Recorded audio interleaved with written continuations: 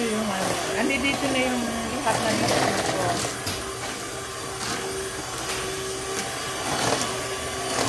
Andi dito na lahat. Bali, minix na lang natin siya. Hanggang sa maghalo lahat sila. Ito na napakita sa inyo hanggang dito.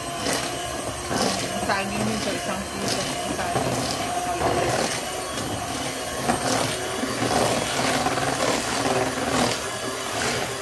Masarap po.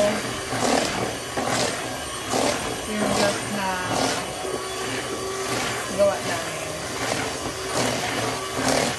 Ano lang yun.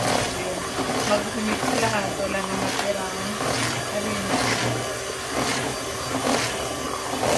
Kailangan mo mix bago ilalagay natin doon sa molding ng guys kasi nakaano siya mga gilid.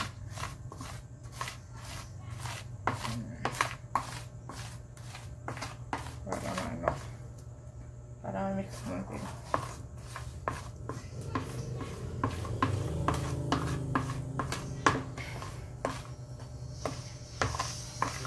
Itong aming ito hindi namin ginagamit sa kung saan. Dito lang talaga sa pang tinapay lang. Bawal siyang igamit doon sa iba. Para kumapit ang amoy. So para lang ito dito.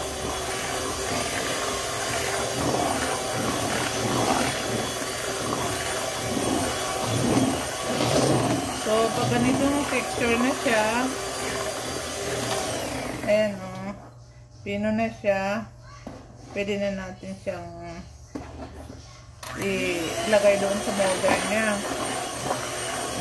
So, lalagay natin muna siya doon sa molder.